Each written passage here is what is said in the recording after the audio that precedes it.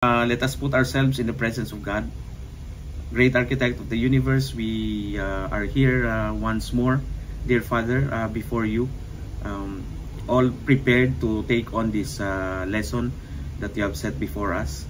We pray, Lord, that we would have the openness in our hearts and minds, Lord, for us to be able to really absorb the lessons that you have prepared for us. Dear Father, we are praying that those who are not yet in the room, our brothers, that they would be able to join us this evening. And we also pray, Lord, once again for your divine presence. Thank you, dear Father, and all this we lift up to you in the name of your Son, Jesus Christ. Amen. So mag it be. Okay. So, brethren, meron muna akong ipapakitang picture sa inyo. Kasi ito ang pag-uusapan natin ngayong gabi. Yan. It's a depiction of something that you are all familiar with, no? It is a depiction of the scene in the Bible, especially in the book of Samuel, the encounter between David and Goliath.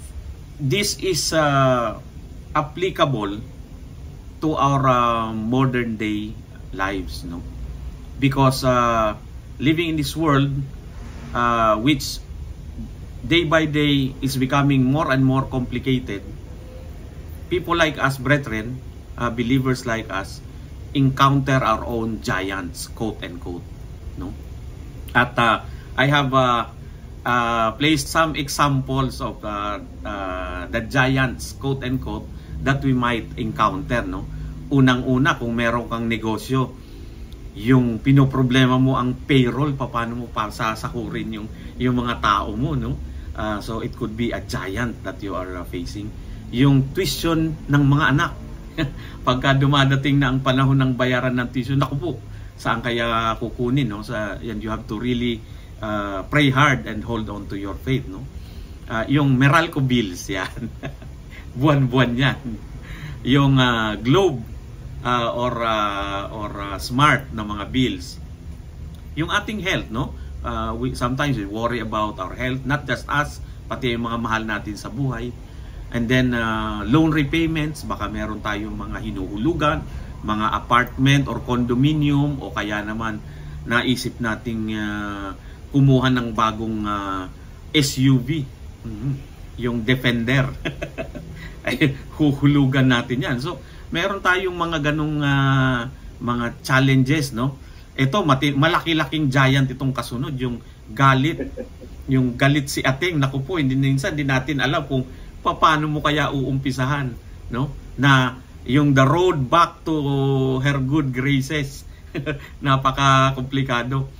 At saka yung isang malaking challenge sa mga nagmamaneho, yung biglang iilaw ang dashboard mo, check engine. Horror na horror ang dating. May check engine ka. And then sa mga business, no, maraming mga complications like people leaving the company, or people or your managers bickering, no? At of course kasama na rin diyan yung when you have a superior at work, it would turn out that your boss is actually an evil person. So maraming mga challenges, brethren. These are the giants that we face every day. Yun ang unang significance nung depiction na ito na nakikita natin sa picture. The encounter between David and Goliath. The second one, brethren, and we would mention that once again in our lesson tonight, is the symbolism of the this encounter, no? Because we would realize later on that David is actually a personification of the Messiah, no? Siya yung unang mga signal sa sangkatauhan, brethren, that there will be a Messiah who will save mankind in the same manner that David has actually put himself out there, no, in the middle of danger in order to slay the giant and save his people. So parang si David is actually an early version of Jesus Christ, no? And we will later see the parallelisms. Okay, brethren, so yan ang ating introduction for our lesson this evening. So, nasa 1 Samuel tayo, brethren, no? And this is a continuation of the Truth Over Trends series. And this time, ang ating subtitle is, Let Jesus Conquer Your Giants. It's not saying that we will be conquering our own giants ourselves. It's actually saying that we need Jesus to conquer our giants. So sa 1 Samuel, brethren, please allow me to read to you the contents of our verse of the evening. 1 Samuel 17, verses 44 to 50. The Philistines also said to David, Come to me, and I will give you flesh, and I will give your flesh to the birds of the sky and the beasts of the field.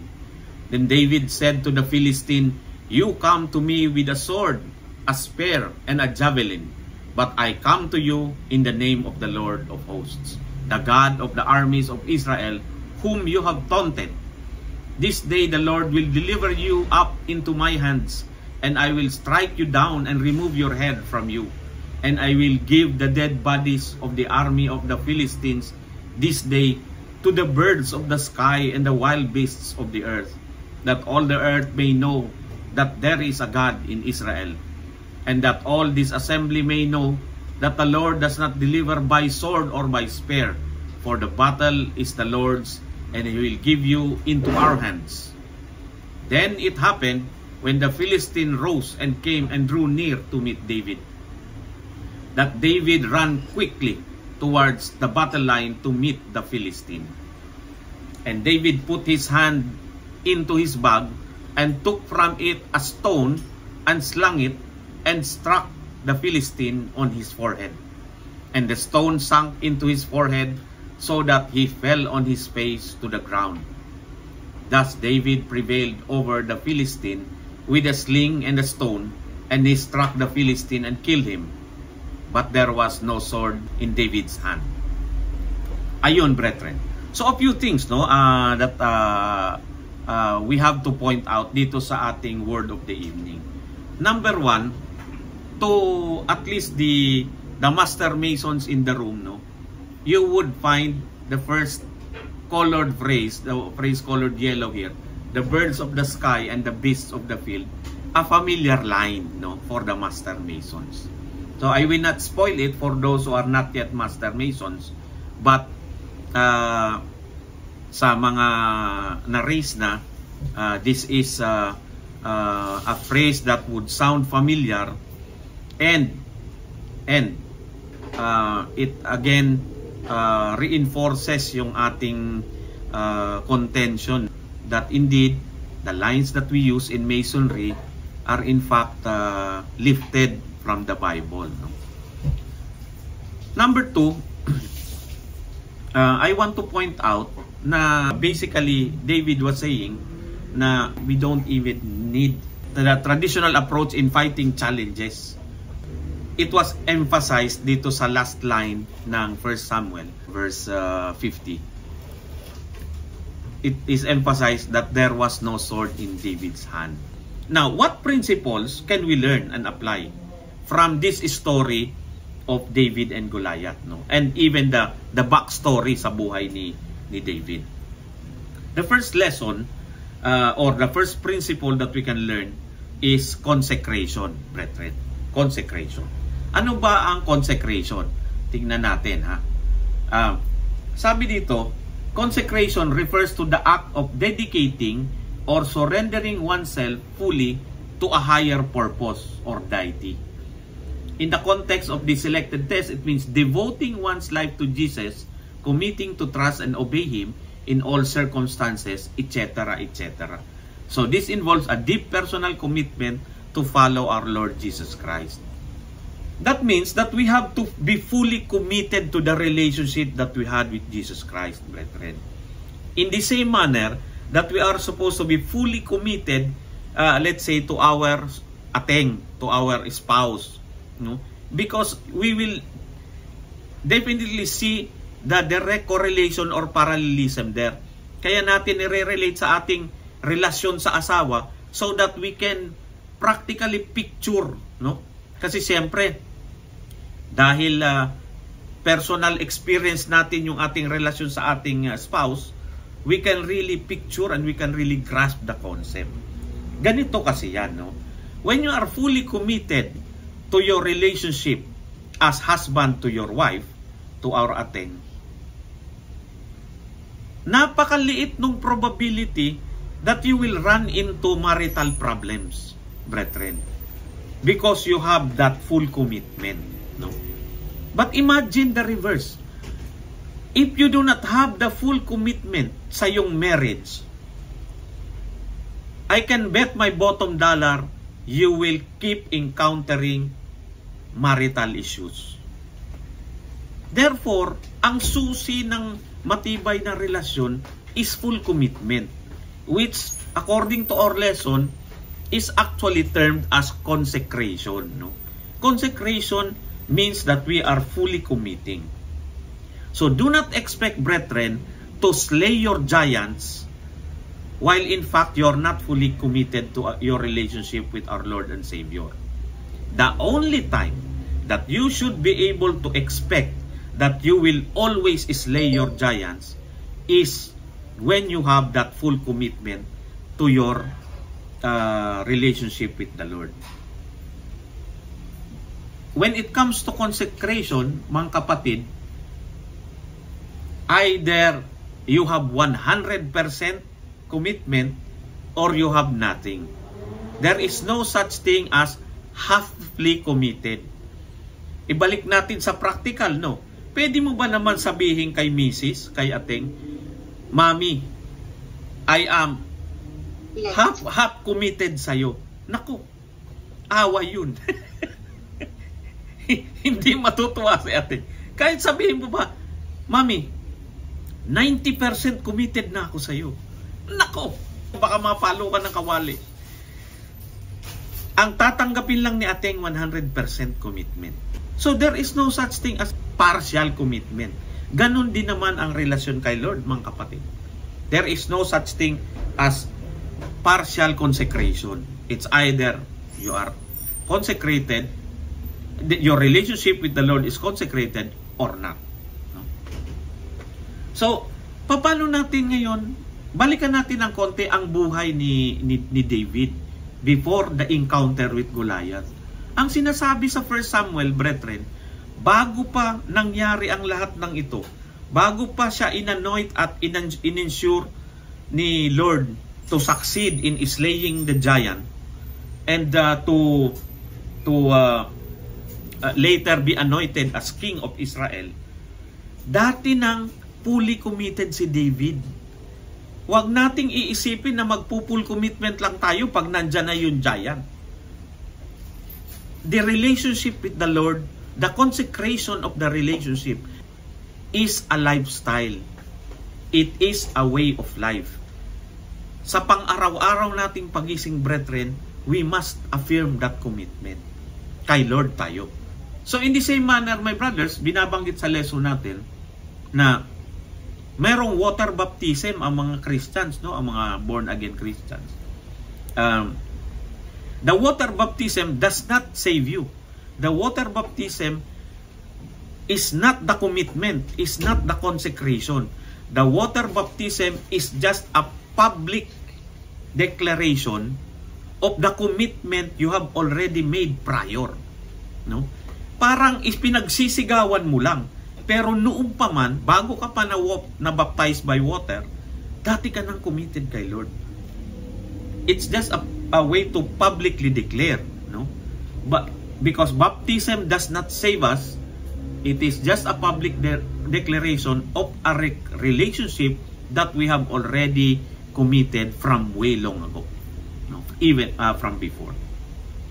So, brethren, we can see dito sa ating table in the slide, no, yung parallelism between David and our Lord Jesus Christ, because David is a foreshadowing of the coming of the Messiah. So si David was anointed with oil by Samuel the prophet, while Jesus was baptized in water by John the Baptist. So pareho silang anointed. Now, upon the baptism, the Spirit of the Lord came mightily upon David, while on the other hand, the Holy Spirit descended upon Jesus in the form of a dove. No, we can read that also from the Bible. And then yung challenge ni David was when he faced Goliath, but Jesus had his own Goliaths. No, for example, when he was being tempted by the devil in the wilderness. So, what can we draw from this lesson of consecration, brethren? The trend in the world says, typically ang mga secular na tao, yung hindi sila spiritually inclined, this is what they would typically say: I am the captain of my ship, the master of my destiny, and I will live my life my way. Diba? Ganyan ang ngayon, ang ugali ng tao, itong mga new age tendencies. Pero ang katotohanan, brethren, na napapaloob sa Biblia is in Galatians 2 verse 20, that says, no longer I, but Christ in me. No? Hindi na ako, si Lord na. And we will strengthen that, brethren, as we continue on with our lesson this evening. Ang pangalawa na principle that we can gather from David's life and his encounter with the giant Goliath is courage. No? 1 Samuel 17 verses 1 to 32, that's the full set of verses, no, that would give us yung meat of this principle. But the short version of it is this: courage means we trust and obey Jesus in all circumstances. Parang ito, brethren, yung courage ni Peter, no, when he said, Lord, nung nakita niyang naglalakad si Lord Jesus sa tubig, Lord, pwede ba akong lumapit sa iyo? And the Lord said, come. Kung papairalin lang natin ang lohika, yung ating normal na kinagisnan, brethren, matatakot kang maglakad sa tubig. Alam mo, lulubog ka eh. But if you have trust and full trust and confidence that Jesus will not allow you to sink, nandyan yung courage. You can walk on water. The only time that a Christian can walk on water is when he would give Jesus his full trust and confidence. If we trust Him, we will obey Him. So may mga ipapagawa siya sa atin, brethren, na nakakatakot, na nakakakaba, na challenging. But genuine biblical courage, as Charles Spurgeon said, he who fears God has nothing else to fear. Kay Lord ka lang takot, sa iba hindi na. Dahil si Lord na ang bahala sa iyo. Si Lord na ang sagot na tayo ni Lord. So when the Lord, ganun ang nangyari, brethren, sa mga unang evangelists in the biblical times. Imagine when they are going to be sent to preach the gospel in the next town. Buti sana, brethren, kung in the next town pwede kang mag-grab, pwede kang mag-Uber, pwede kang mag-angkas. Nung araw lakad. Baka 2 linggo bago ka makarating doon, pudpud ang sandalyas mo. And then you will even encounter wild animals along the way and mga robbers. No? There would be perils out there. But once these evangelists in the Bible times would be asked to go somewhere, like yung ginawa ni Paul that he went to Asia Minor, that is definitely courage. Merong tinuturo sa atin when it comes to courage, my brothers, yung word na champion, no? The original Hebrew meaning pala ng word na champion is someone who stands in the gap, no? Someone who stands in the gap. Napaka-interesting, no? Kasi maraming gap sa buhay ng tao. For example, brethren, no? Ang mga typical nating ma-associate ang tapang, yung when someone goes out of his way to defend somebody who is weak. Halimbawa, brethren, merong kinukutos-kutosan na tao diyan ng isang malaking mama, no, sa kalye. Para bang nagigising ang kalooban mo na, I have to help this weak person, no? So, because there is a gap. What is that gap? There is a weak person who cannot defend himself from somebody who is bullying him. That is the gap. And a champion must fill up that gap. No? Yun yung original Hebrew meaning ng champion. So, itong word na ito, brethren, as again applied to the courage of David, ito daw na pinaghahamunan ni Goliath is actually in the valley. No? Nasa kabilang side ang kampo ni Saul, ni King Saul, nasa kabilang side ang kampo ng mga Philistines. And in that valley, doon nakatayo si Goliath. Ang sinasabi niya, for 40 days naghahamon siya. Walang humaharap, brethren. Until David went down to fill up that gap. No? Yung gap, literally, yung valley, no? Where the giant stood. Kasi, brethren, while the others na ayaw lumabang, brethren, were focused on how big is the giant, si David was focused on how big was his God. No? Kaya minsan, kailangan change ng perspective. Minsan kaya ang challenge parang napakalaki, parang ayaw nating sigian. Because we feel that that challenge is too big for us. But nothing is bigger than our God, my brothers. No? Ang sabi dito, he was focused on the reputation of God. Kasi kung lalabas na duwag ang mga tagapagsunod ni Lord, the reputation of the Lord will be damaged. No? So kaya tayong mga Christians din who carry the name of the Lord, Christ, Christian, no? We have to exude that courage in becoming a champion when we see that there is a gap. We have to come out and fill those gaps, brethren. No? Minsan, mahirap magsalita sa harap ng tao o mahirap mangaral sa isang tao to bring them or tell them about the good news, about the gospel, that God so loved the world that He gave His only Son. No? So that we will not perish and we can have eternal life. That is the good news. Sometimes there is that gap that we see. Walang nagsasabi sa kapitbahay natin. Walang nagsasabi sa mga branch natin sa Mason. Walang nagsasabi sa mga petitioner natin. We have to exert effort to fill up that gap. Because we are the Lord's champions, brethren. Yun ang totoong courage. So, ang trend, mga kapatid, sa mga kaugalian ng tao ngayon, ang trend is, they say, if it gets too difficult, just bail out. Pag mahirap, move on ka na. Mahirap eh. Pero ang totoo is contained in 2 Timothy 1 verse 7 that Jesus is our giant slayer. You are never alone, my brother. Jesus Christ is always with you. Our Lord and Savior is always with you. So, you are not alone, you are in a team. You are in Team Jesus. The third principle is commemoration. Ano naman itong commemoration? Ayan, tanungin natin ang artificial intelligence.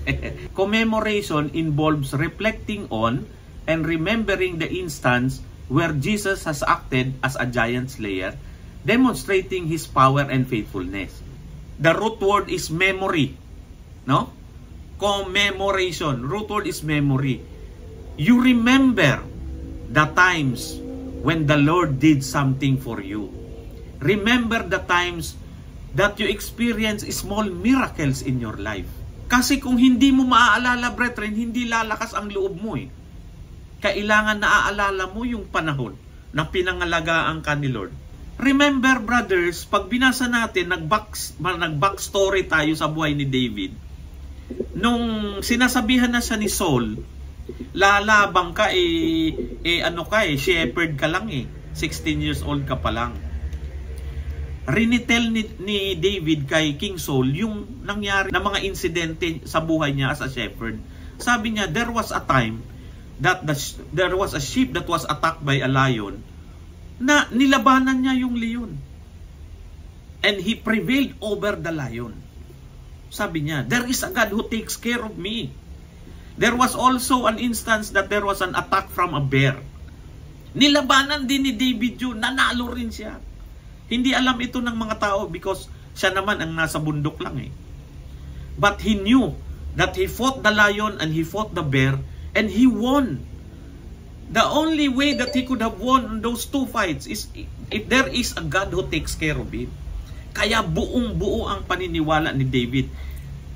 Wala nang pinagkaiba ito si Goliath. Pag nilabanan ko ito, yari ito sa akin.